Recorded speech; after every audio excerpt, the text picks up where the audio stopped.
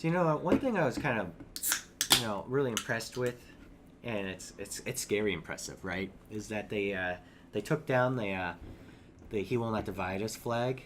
Yeah. Twice. Yeah. And the last time it only took them a day to find it and take it down. One critique, guys. You have to get a Kekistan flag up that pole. Okay? Get a Kekistan flag up that pole.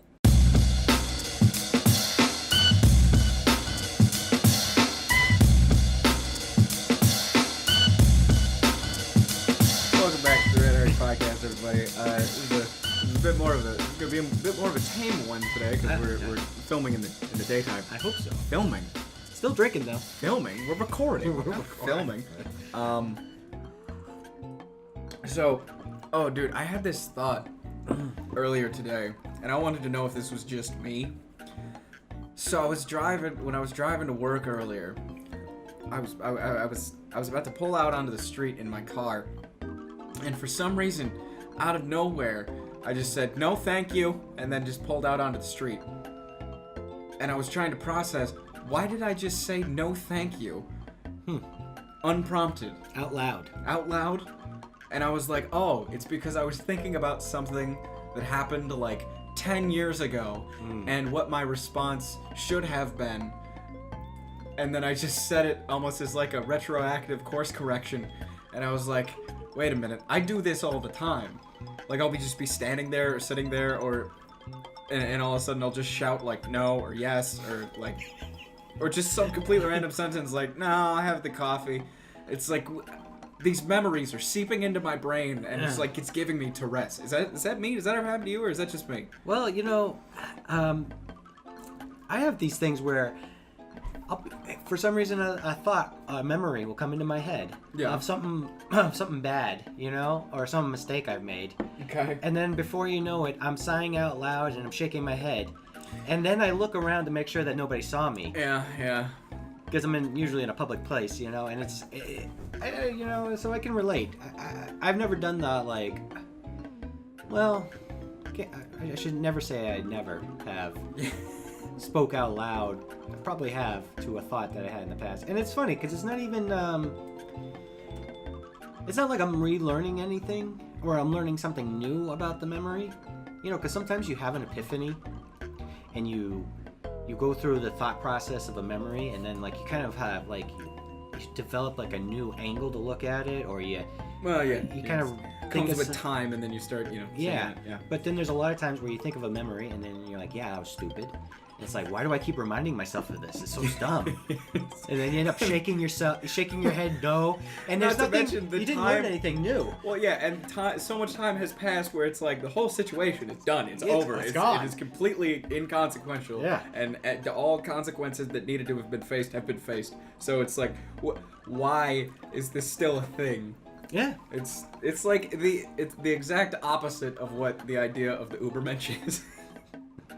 The what? The Uber? Nietzsche's Übermensch? Oh. Like, the concept is that, you could say, essentially, the way I like to put it is that, and correct me in the comments, I know someone out there is going to do it, is that if you could look yourself in Pull the this shit eye, up, Jamie. Yeah.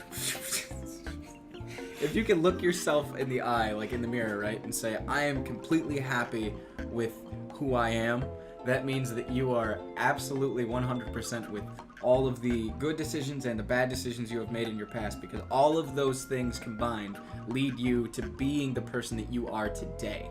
And so if you can look yourself in the mirror and say, I would make every single one of those same decisions again because I am who I am and I'm okay with who I am, that's the concept of the Übermensch. Well, okay. So it's a pretty lofty goal, too. Well, I think it's something that you have to practice on a daily basis, right? Because you can lose sight. You can be you can get into the act of regretting this, that, and the other thing. Yeah. And, we've had conversations. Well, you have, suggested, would you go in the past to change this or this? Yeah. And for the outcome. And it's you wish you could do different things differently. But at the same time, you kind of have to go through life without regrets. Because otherwise, you don't know where your life would be if you took different decisions in different directions. So, you might have thought that a mistake you've made would be a better outcome, right? And you can see that might be a better outcome, but that outcome might lead to, a darker path. You just don't know. That's why they always say people. That's why, like, when in Back to the Future, right? That's why Marty fucks things up in Back to the Future too, right? And you have Biff running the whole damn thing because he thought he was making things better, and then he didn't have quite control of making things better, and he lost control, and Biff got control, and then boom, you're fucked. Now that you're bringing up Back to the Future, I gotta hash this out. I've talked about this with so many people. A year late with the Cubs win, by the way. Well, I mean, a year late. Hey, Zemeckis can't predict everything, all right? Well, he can predict Skype, but he can't predict that. I'm disappointed. Right? That's fine. I'm disappointed. But here's the thing about Back to the Future, and this is, yes, very timely on the reference here, but okay. So Marty, he goes back in time, and Doc says, "Don't do anything, blah blah blah, yada yada, because you'll affect something," and he almost messes things up, right? Yeah. But he changes his future for the better, essentially. He did. Right? Like he's got not like he's got a terrible life, but he's just kind of he's a slacker and he's this and that, and he's getting by. It's just he gets shit on because circumstances. So he changes his life for the better. And then when he comes back at the end of the movie, right? And then he has everything that he ever wanted. His parents are successful. He's got that truck. What is it? Was that a Jeep? What was it? No, it was Was that a Hummer? No, it wasn't a Hummer. No, it was a pickup truck. Pickup truck. Yeah. And I think it had the lights on top that made it look like. It made it look cool, but it was wide. But it's really this. It's the same Nissan that everybody drives around. Well, at the time, it was probably less seen. Yeah, it was. Yeah, well, they definitely with the lights. It was fully tricked out. It was fully tricked out. They had the tires on it and stuff, the lift kit on it. But here's what I'm getting at, right? So he comes back, and he sees himself go back in time. Right. Now, that Marty, in the universe that he was living in, that Marty already had all of the things that he wanted, right? He had the truck, he had the successful parents, because if he didn't in that universe, that particular Marty that he saw go back in time didn't have those things, then it would have changed in so seemingly this new universe that he has entered into, and that Marty had everything that he wanted. So that Marty, when he goes back, Doc's gonna tell him, don't change anything, don't talk to anybody, don't alter anything, right? That Marty is gonna be way more intent on letting things play out because he doesn't want to change the perfect life that he already has. But the problem with that is if he doesn't do exactly what the other Marty did, then he's going to go back to the future and have the shitty life that the previous Marty had. And it's gonna be this: every other Marty is gonna have like a really bad life or a really good life. And it opens up this big hole. It's not like a plot hole, but it's a wait a minute, hold on. So that brings me to this question: was the Marty that we follow, was that the first one to go back in time, or was there another Marty on the hill that we didn't see, who didn't change anything and eventually got back? Well, I think in terms of what you're presenting here, and this is a very, very understandable thing, right? Because Marty comes back in the middle of the night, and he sees himself go back into the past. Yeah. Right? And then he goes down to Doc, and Doc has the letter. Yeah. Right?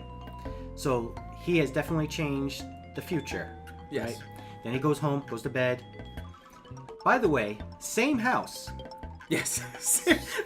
He's got $1 million book deal, and his dad is living in the same house. They're living in the same house. You would notice, though, it's a bit cleaner this time. It's a bit cleaner. So they're living below their means, I think, is the idea. Yeah, it's pretty smart. I mean, yeah. Yeah. But anyways, low key, right? So I think you have to look at it as like, So this Marty that goes back in time, right? Mhm. So Marty 1 sees Marty 2 go back in time. Yeah. So I think it is like Marty 1 left one linear timeline, changed it into a new timeline. So it's kind of like, if you think of it like as in a loop that goes up to another level. Like, so the loop, so like you have this line and it curves up and around and it goes into another So wait, are you suggesting that when he comes back to the future, Marty 1? when Marty 1 comes back, he, by his very presence coming back into the future, changes what the reality is, so that Marty 2 had Marty 1's reality first, and then everything shifted when Marty 1 came back into the scene. So then Marty 2 goes and is still going to do everything that Marty 1 did, and then when he comes back, he's going to instantly change the universe at that particular moment, and then Marty 3 is going to... So it is like... So it won't actually be every other person. See, that was the piece of the puzzle that I was fucking missing. Because every time I suggested this to somebody, they're like, oh man, I don't know, that's crazy. And I'm like, yeah, but help me. I'm not trying to like get this whole mind-blowing thing. This is a question, and it's a problem, and I need to deal with this right now. Okay, thank you. Yeah. Because, I mean, if you want to... Just a way to continue to look at it as a linear thing, right? You have to say that, like, this is a thing that's going to happen every time. Yeah. Well, that's the thing, is because the timeline is clearly cyclical. It's not... It's because if it was linear, it would have to be cyclical. Because if it was linear, then as soon as he changes something in the past, it automatically changes in the future.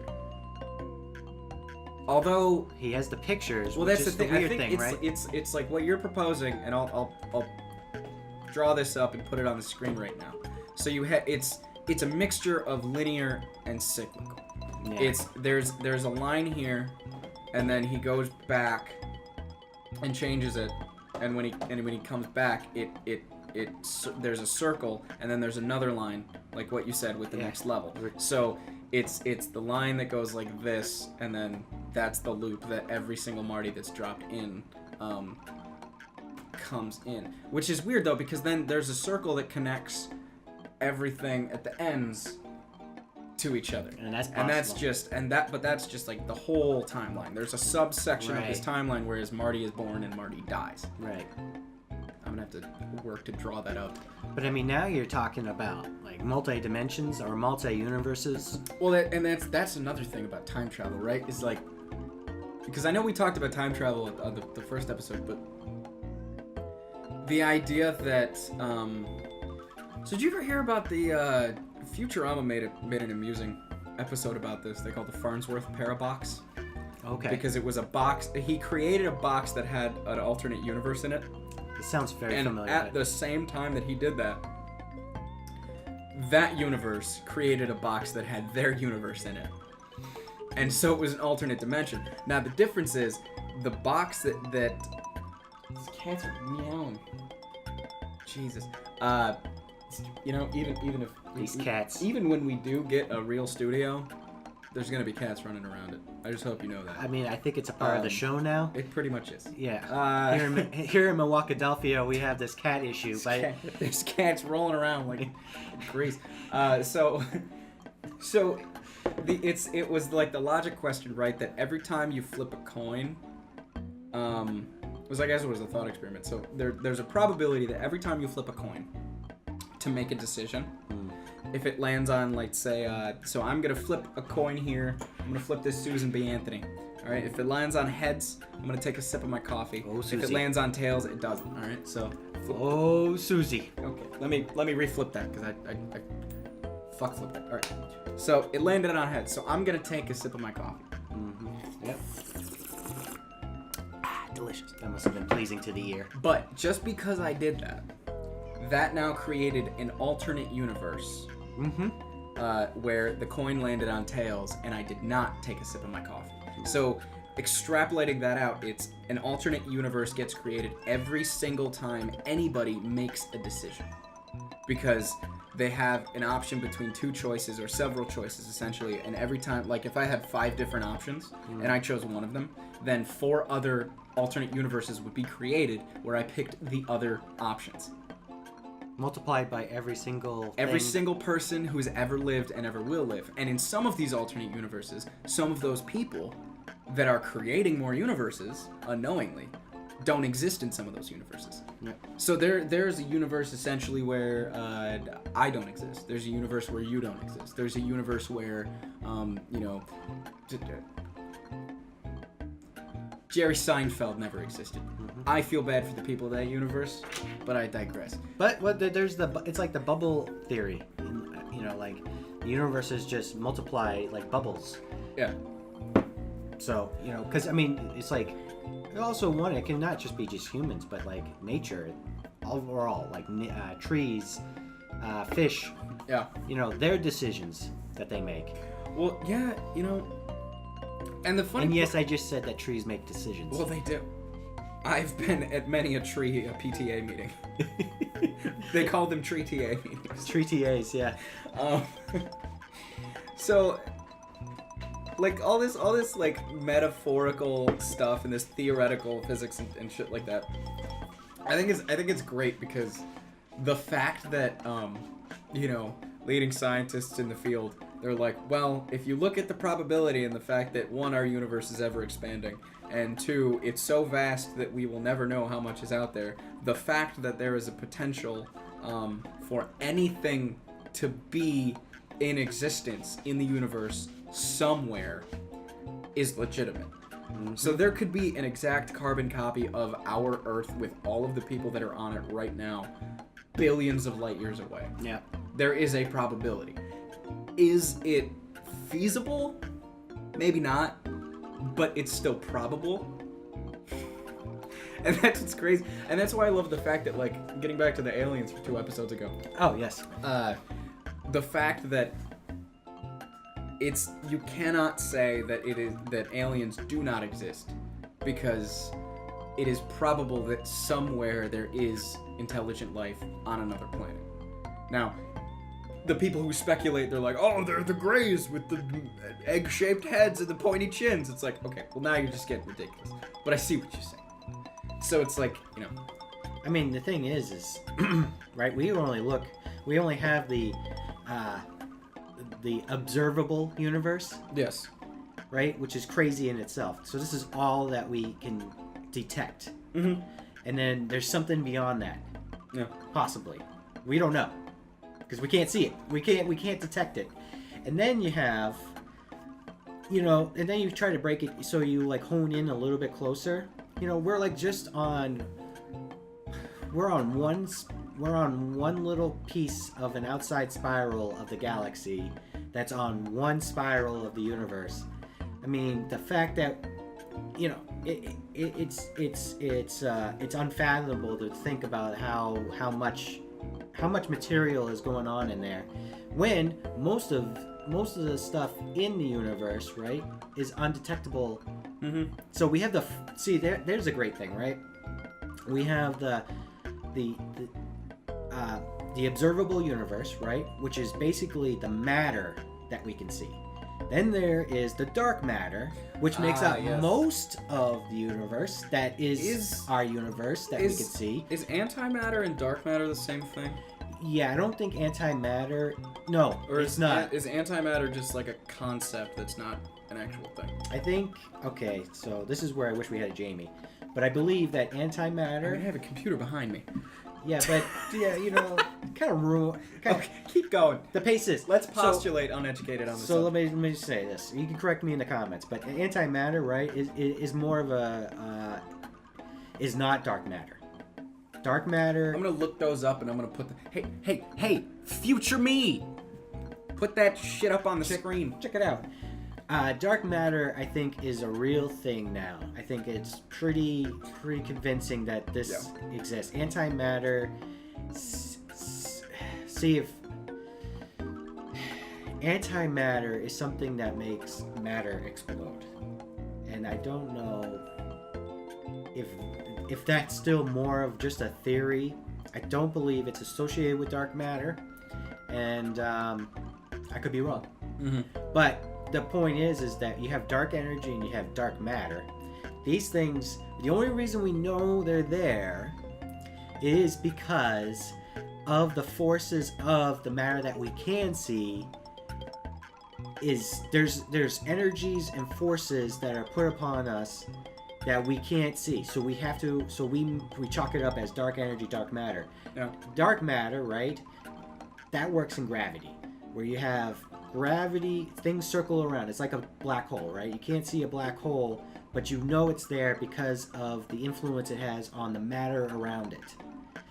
Dark energy, right, is a force basically in the universe, right? Yeah. That pushes and separates everything from itself.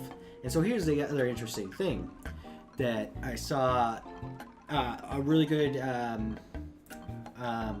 video on this is from, I believe it was Kirkasek. I can't say it properly, but Kirkasek in a nutshell. It's a good animated YouTube video. They do like all these cool little science stuff. Okay. Is it like Dr. Quantum? I don't know. Okay. I don't know Dr. Quantum. I'm gonna put a picture of Dr. Quantum up right here. Look at that face. There's no. Zoom in on that face. Shake it around a bit. He's kind of cute. Shake him around again. Yeah. Give him a speech bubble. Put Should I something in there. Should I leave you two alone? Shut the curtains. So, anyways, the point is that the thing is like, even if you could travel at this close to, all right, so we can't even approach the speed of light, but like, even if you had a spaceship where you could approach the speed of light, the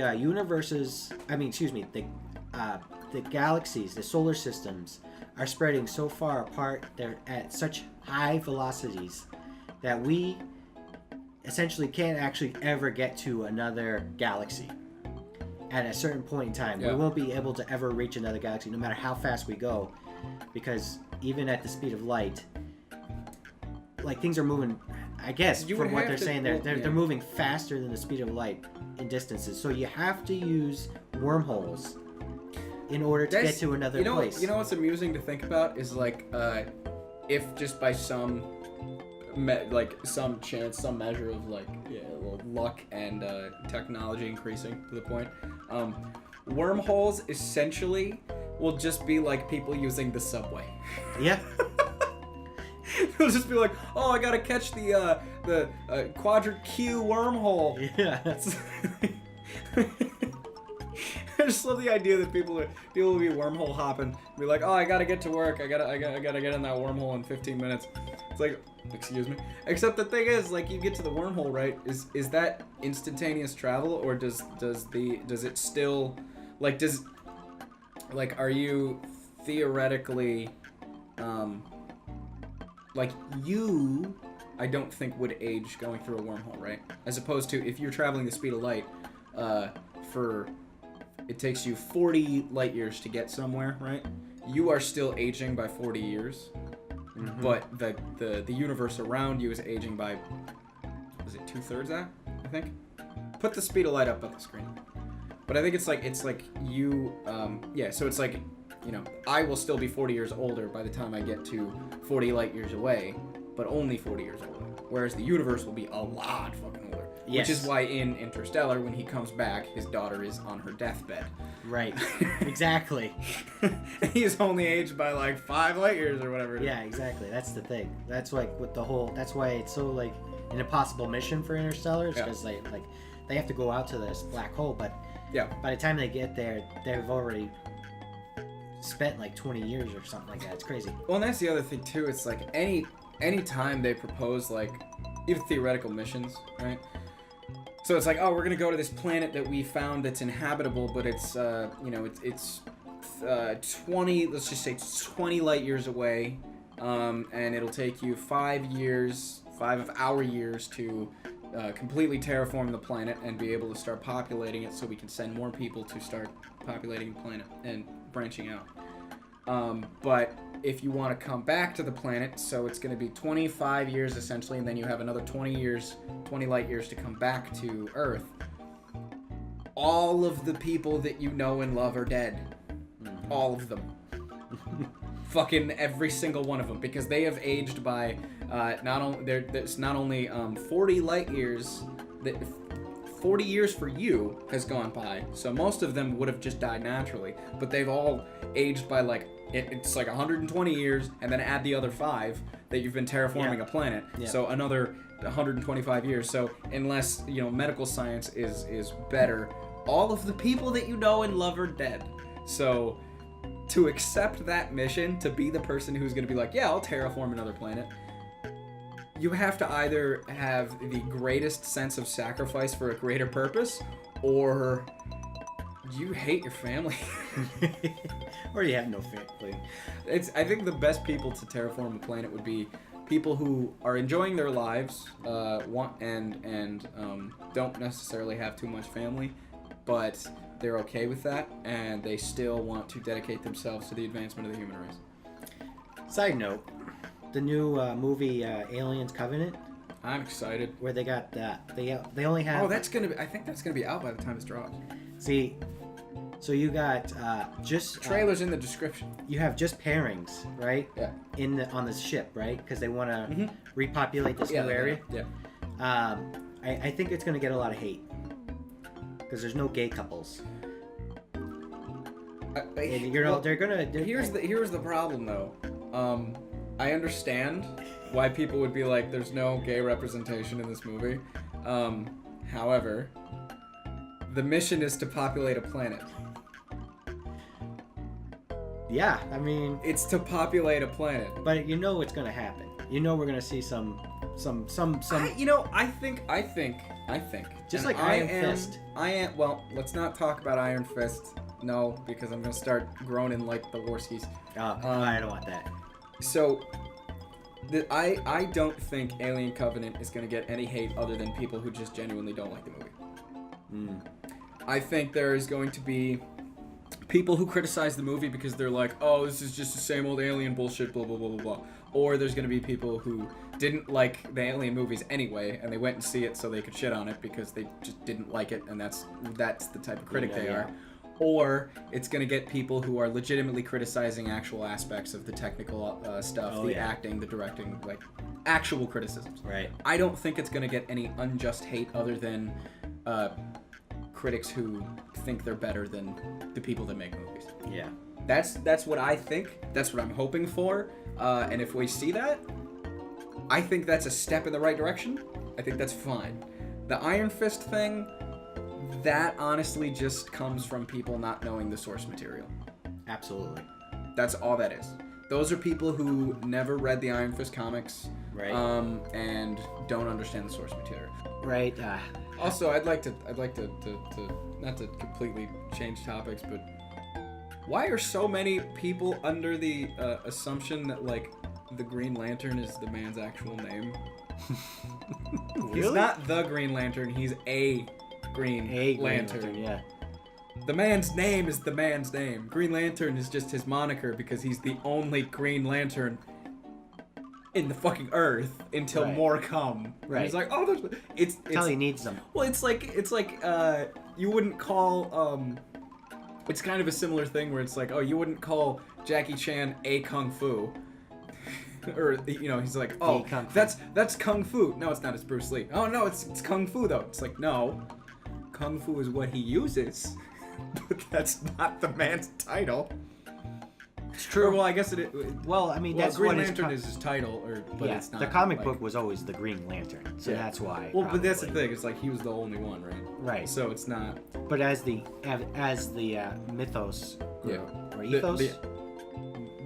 I think it would be mythos because it's not real. Because it's not real, yeah. So the mythos grew out, and then you realize that there's multiple Green Lanterns, and then obviously then it's passed down to protect Earth. Which, speaking of, to get into a different topic, what superhero movie story I would really like to see are the other Lantern stories. Fuck the Green Lantern. Fuck that. I want to see Orange Lantern. I want to see Black Lantern. I want to see Purple Lantern. Like, some of those people are fucking vicious. I mean, like, I'd be down. Yellow is all about fear, right? Mm-hmm. And then I think Black is about death, maybe? I can't remember. I can't. But like, I don't know. Here's a quick breakdown. White Lantern. Here's a quick breakdown. But yeah, I would like to see some of those stories, because those stories you could tell without even trying to make them quote unquote superhero movies. You could make them like actual just deep movies. Yeah. Because they could ask some probing questions. Yeah, I mean, especially if you're dealing with like Yellow Lantern, right? Like the whole idea that harnessing the power of fear, which I guess is something that Batman dealt with, but to such a grander scale. Because like Batman used fear, to all he wanted to do was strike fear in the hearts of bad guys, right? Yeah.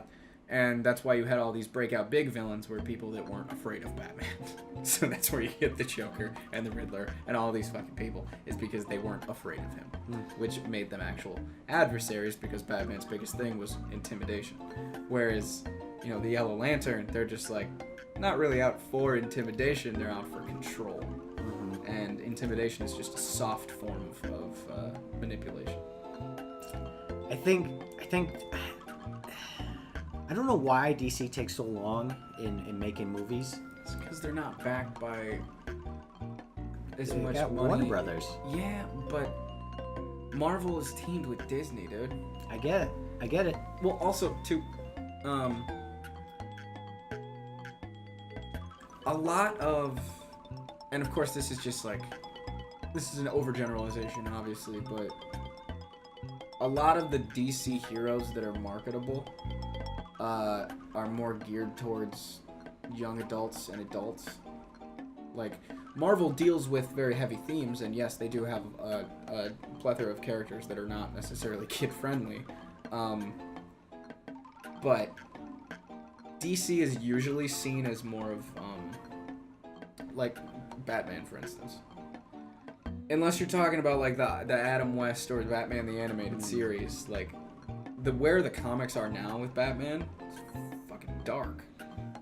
Like, or, I mean, because Marvel, you have, like, the standard, like, you think, what you think of when you think Marvel is, slightly cartoonish, epic still, but more on the kid type of side.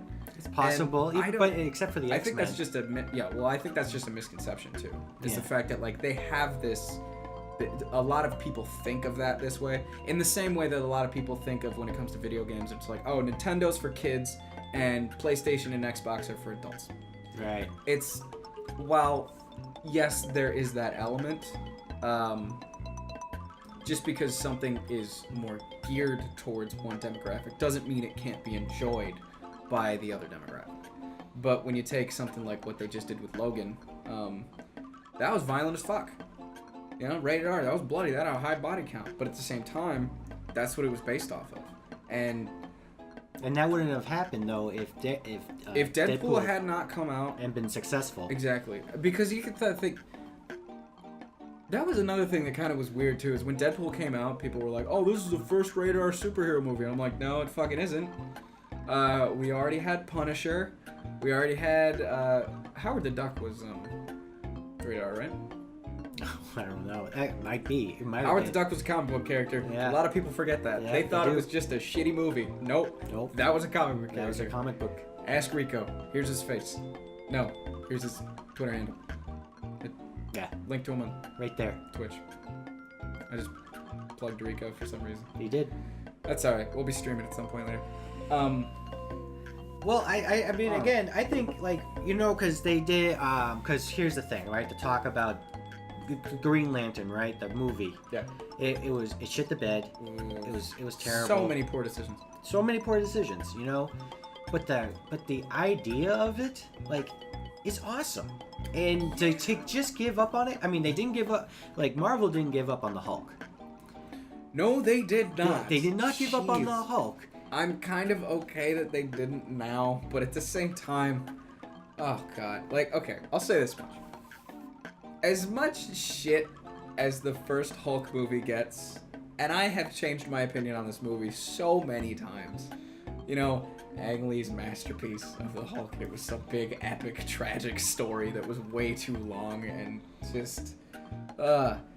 But in a lot of ways, that movie is objectively better than the one with Edward Norton.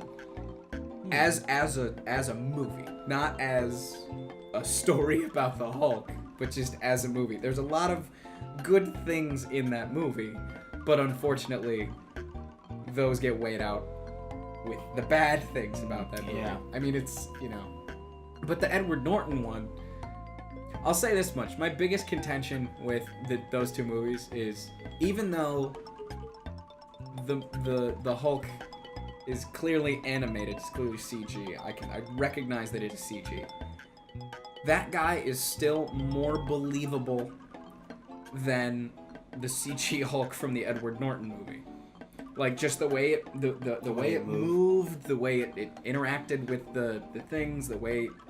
Even the fucking face looks more realistic than the other one. Like, the one in the Edward Norton movie is just fucking grotesque. Like, it's just gross. And I'm like, oh god, you're like a pug animal. I don't know. Yeah, I mean... That's the thing, I go through phases of like, oh, that movie sucks, and it's like, well, it's not that bad. It's not, yeah. It's like, I flip back and forth, and yeah. I think it just depends on the day and how charitable I'm feeling towards the movie.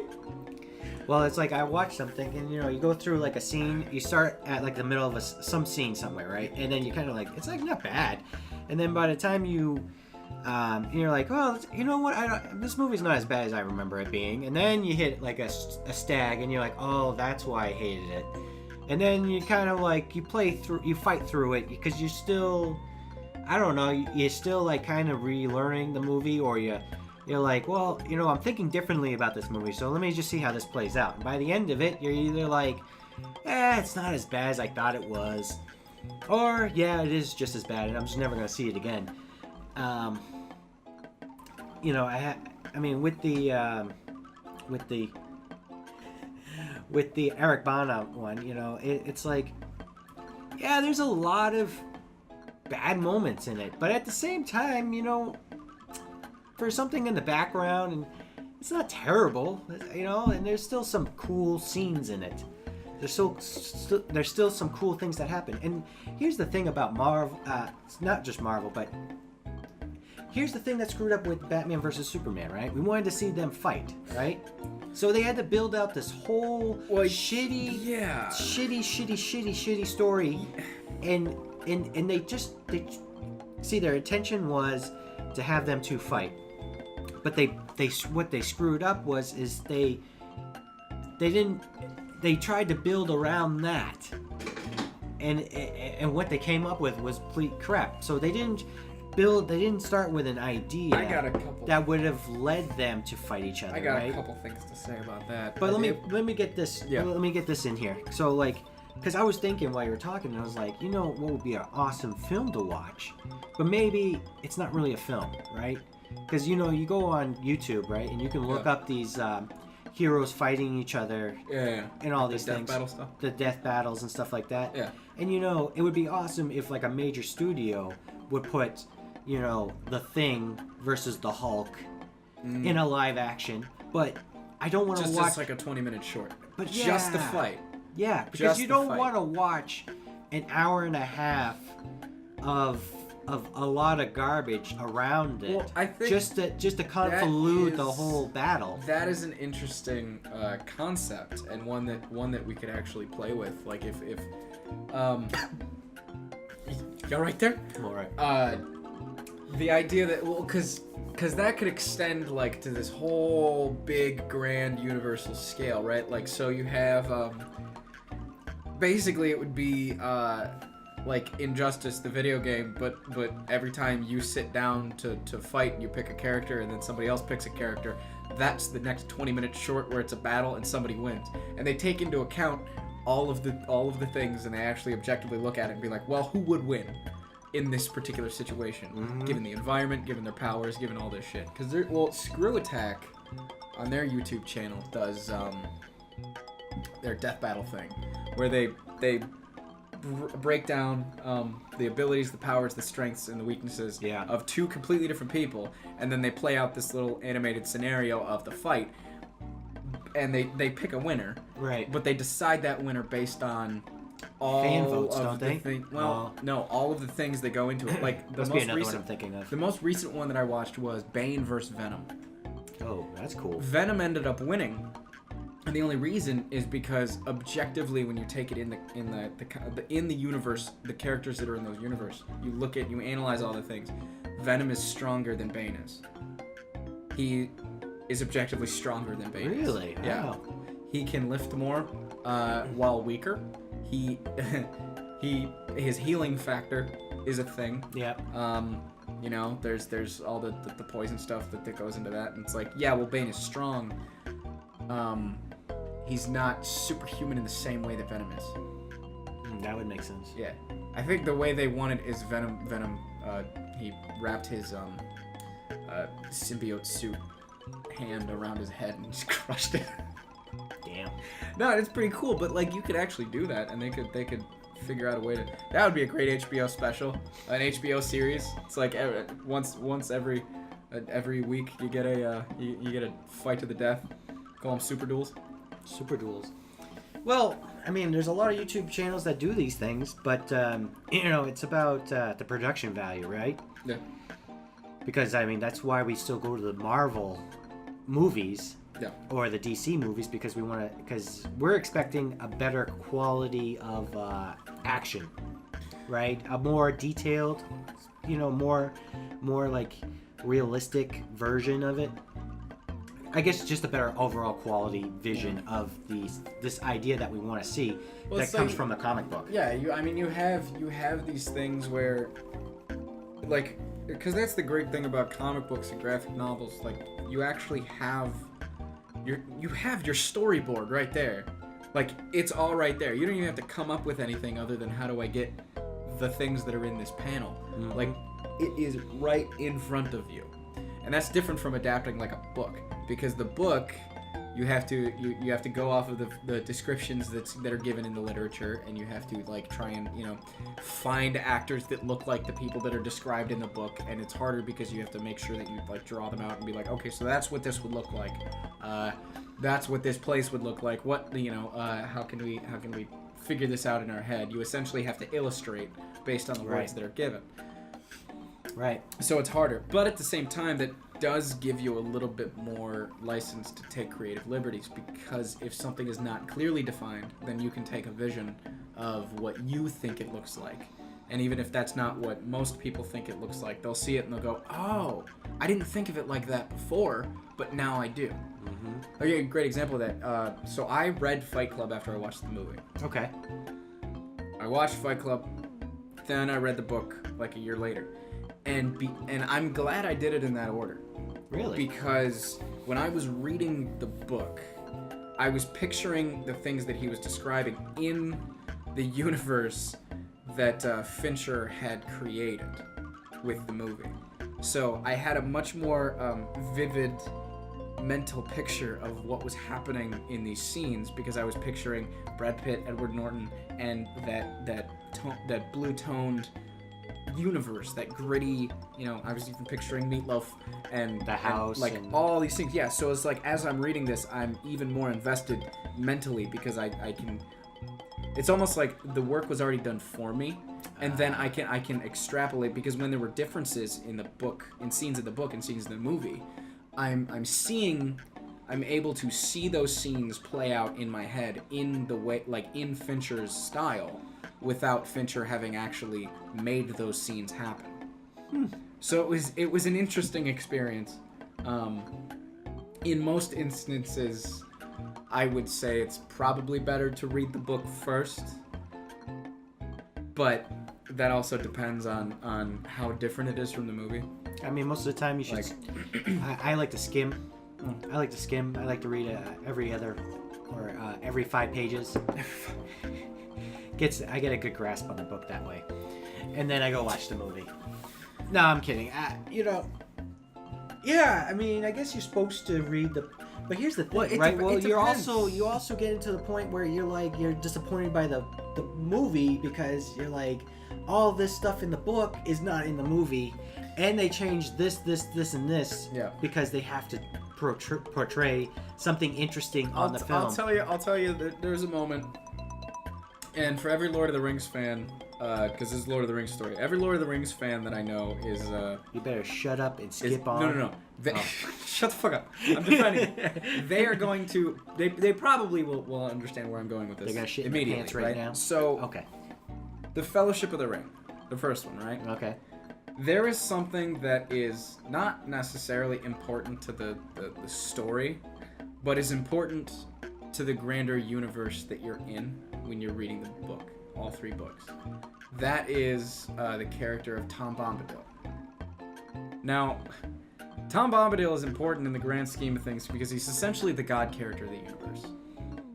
He's not, he didn't really like make everything, but he's been there. My universe. He was been there. He been here. He be here. I think I'd have to read it again, but I think it was that he's mentioned something about like seeing the creation of the universe and like being there for the beginnings of it, and always being and always will be and watching all of the things that have happened. Now, what happens with Tom Bombadil is, have you read the books? I've never read the books. Okay. So here's what happens essentially in the Fellowship. The whole stuff, the blah blah blah blah blah. And then Frodo and Sam and Merry and Pippin, or Frodo and Sam they're leaving the Shire, right? I'm going to the woods. Before they even have a fucking run-in with anything bad, right? They decide to take a nap on the side of the trail. I believe is what happens. Again, I'll read it back and maybe here's a link to an unlisted video on this channel where I'm narrating this particular section of the book. It's in the description. Here's the type it in. So they take a nap, right? And I can't remember if it's Sam or if it's Frodo, but one of them starts to get eaten by a tree. There's a tree, a fucking tree, starts to try to devour them. Interesting. Yes. So Tom Bombadil comes by and he's like, hey, Smack, stop that. Stop. Bad tree. And then they like wake up and they're in Tom Bombadil's house and he's like, blah, blah, blah, blah, blah, blah. Right? Now the only reason that I think that's important to the story is the fact that it shows how incapable these fucking kids are. Because they just leave the Shire and they almost get eaten by a fucking tree. Just like that. And essentially, and basically God has to save them and say, guys, come on. Cut that shit Get out. Keep going. You'll be fine. So it's like it's important in the grander tale, but it's not important for the movie. And while I was bummed out that it wasn't in the movie, I understand why they didn't put it in the movie. Because it just would have been this extra little subplot thing that happens that's completely unnecessary for the entire story. So when things like that happen from book to movie, I'm okay with that. Or if they change a certain scene in a movie because it just wouldn't work cinematically. Like, the scene in... I'll take Fight Club again. The ending of the book and the ending of the movie are different. Have you read the book? I've never read the book. Okay. Do you want me to spoil the ending for you? Yeah, you can spoil it. I think it's been spoiled to me before, but I forgot. Okay. So you have the ending of the ending of the movie, right? Is he's standing there with Marla, and then essentially he blows up with the building, which cinematically is a brilliant choice. It's a great choice to go out on because it's like flash, right, and then there's the dick, and then it's gone. Yes, that was a penis. In the book, I believe it's like they're at the top of the building or whatever, blah blah blah. He's standing there with Marla, and he like passes out. And then he wakes up, and he's in a fucking asylum. He's in a padded room, and the orderly is there, and he's like, blah, blah, blah. And he's like, wait, no. What about this and that? Essentially, he's like, basically asking, did it work? Like, because he was trying to stop it, you know? He goes, did it work? And the orderly just looks at him and goes, don't worry, Mr. Durden. It's being taken care of. So in the book, that's a great way to end it. Because not only did he not stop it, it's still going to happen, and now he's completely powerless to do anything to stop it. But that doesn't really work. It's cliche for a movie. Like, for a movie, cinematically, it was better for him to not only for the Project Mayhem to actually be successful, but for him to go down with the ship. Because he realizes, you know, in the character arc, he's like, well, there's nothing I can really do to stop this. I created this. Might as well take the consequences. Like, he fucking, you know, he takes it on the chin, and he just goes with it. Because my theory is the fact that that building does blow up. Because everybody points out, they're like, oh, the plot hole, the one building didn't blow up. It's like, but there's a slight flash before they cut to black, which would, to me, insinuate that the building exploded, because also the other guys, they're like, are you coming? And he's like, no, we're fine. And then they look at each other and they're like, dude, it's fucking crazy. Why would they say that if the building wasn't going down? Exactly.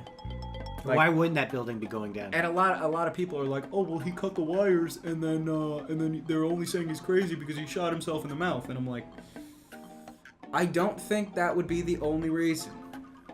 Considering every time that happened in that movie, like every time something in that movie was said, there were multiple levels of why they were saying it. It wasn't just one thing. Yeah. Because the whole movie is supposed to be a mindfuck, like every Fincher movie. So, good old Fincher. That Fincher. He's got some good movies. He's one of my favorite directors. Well, you know, that's why Fight Club is Fight Club, and I Am Legend is a piece of shit. Oh God, you have a huge hate boner for I Am Legend. Well, the fact that they take nothing from the story. No, but see, that's the difference, right? Like, this is, I think, the biggest fucking disconnect. A movie like Fight Club, and a movie like the Harry Potter movies, and movies like Gone Girl or whatever. Mm-hmm. No, Gone Girl is another Fincher movie. I don't know. Okay. With Fight Club and the Harry Potter films, the author of the book was heavily involved in the making of the movie. So, essentially, Palahniuk for Fight Club worked with the people that were writing the screenplay. So anything that in the movie that was different from the book, it's pretty clear that Palahniuk was okay with, which means it doesn't change the actual meaning of the story. Same with Harry Potter. J.K. Rowling was very heavily involved in the making of those films. So those were made in the way the author intended. Yeah. But I Am Legend was not. Was not. And the author was probably nowhere to be seen. You know, and I'm sure people are thinking about The Shining. What about The Shining? The Shining had nothing to do with the book. But it didn't. It did and it didn't. But I think the difference there is you're dealing with Kubrick. And you go to the movie, the miniseries that was on television that was run by Stephen King. Yeah. And it was so complete garbage. It was complete garbage. Garbage. So there is. I'm not saying that every movie that doesn't follow the source material is garbage, but when you lose the element of what you're trying to attain, like Kubrick took the element and he put it on steroids, basically. Well, and that was the thing too, but Kubrick, because he's like such an outlier. Like whenever he would make movies, there was something, there was a message in there that only he knew was in there. And it meant so many different things to so many different people that, like, you know, some people think that the underlying message in the Shining was it was about the moon, almost genocide of the Native Americans. There's some people that think it was a lot of metaphors towards the Holocaust. There are some people that think that whole movie was him admitting that he helped fake the moon landing. Yeah. And the thing is, all of these people, from their point of view, are correct. Because what Kubrick did was he put so many fucking things in there. So many images. And when you take all of the things that they're pointing together and you're like, okay, I see where you get that. But the thing is, the funniest part about that is, I don't know if you ever watched the documentary Room 237. Yeah, I did. Oh, it's great. Yeah. I love that documentary. The people that think it's about the genocide of the American Indians, the people that think it's about the Holocaust, the people that think it's about the moon landing, the people that think it's about all these other things, they're only taking their own examples, and everything that they pick out of the movie is completely different from things that everybody else picks out of the movie. So it's like, wait, hold on. What about all of these other things? You're only picking this subset of things. This person over here is only picking this subset of things. What about all that shit? Yeah. And they probably bicker back and forth. They're like, no, that's not what it's about. Well, and plus, too, the other thing with Kubrick, right, is like, there was something he wanted to do with that story. It was so he took a story and used that as a fuel to put it forward. And I would say the movie, The Shining, is way fucking better than the book. Yeah. To be honest. But I see what you're saying. Is that taking yeah. But you take it and you expand on it. You you don't take a story and you take the cool thing that you thought about it and then make a complete different story about it. Which is what I Am Legend is, because the one thing that is the same about that as opposed to the other thing, the book, the movie and the book, the one thing that's in common is that there are these vampires. And he's got a dog, right? Does he have a dog in the book? You know what? I don't know if he has a dog in the book. I would hope so, because that's just. I think he's by himself. That sucks, man. That's what it is, because the book is about isolation. Well, yeah. So he's completely alone. Now he does come across a child and a woman. Oh. But they are They are vampires themselves. They become. And I mean, I think in the book and in the movie, they don't refer to them as vampires, but that's what they're supposed to be. And they in the book, they speak to him at night, calling out for him because they're his old neighbors. They're his old. That's fucked up. And they tell him to join him. Oh, this book sounds awesome. And the girl and the woman and the boy are an evolution to these creatures, right? Because they can be out in the middle of the day. So that's why the guy in the book finds them, and he finally thinks that he's not alone, but he doesn't realize that they are just another evolution to the vampires. That's fucked up, dude. So he's the reason why it's called I Am Legend is because he is the last. He's a legend because he's the last human. Period. Now, and it's not because do you think this book is worth reading? Like, it's more of a short story. I would say it's more of a short. It's probably a novella. It'd probably be considered a novella. Well, do you know how many pages it is? Is it like 100, 200? See, the thing is, I lost my copy. I think it was about. No, definitely not. Fine. It's probably like 100 pages. Fucking buy one on Amazon right now. Yeah, it's a great story. I highly recommend anybody to go read that book. It's pretty freaking cool, especially if you're into vampires, the macabre. You know. Fuck it, maybe I'll narrate the whole book. It's good stuff. It's good stuff. Richard Matheson. Yes, Richard Matheson. Richard Matheson. He's a great guy. Actually, I don't know anything about him. Yeah, alright. Well, I found it. Found the book. I'm buying it. That's how quick. Alright? That's how quick you can get it. Oh, there's a graphic novel of it, too. Oh, shoot. Oh, shit. But yeah. That'd be dope. And so you took the elements of isolation, you take the elements of the vampires, but then you don't expand upon that, you know? Then it's like, oh, so in the movie version, it's like, oh, there's actually a bunch of humans over here somewhere else. You're not alone. You're not the last one. Oh, and you have an anecdote. This is complete garbage. Just totally takes away from the idea and what you're trying to say in this movie from what you're trying to say in the book. So it's garbage. It's garbage. That's the thing. The timer went off.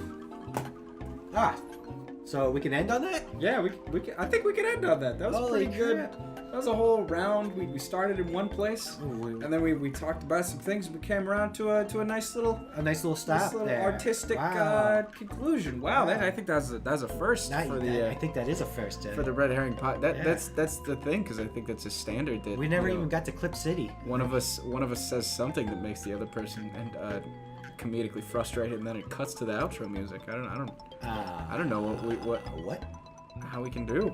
This is weird. That's fine. I mean, that's great. Maybe this is a new beginning for the Red Hair Podcast.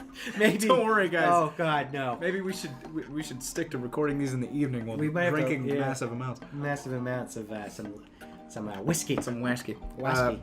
But yeah, well, thanks for joining us, everybody. Jeez. God, Cock and balls. God.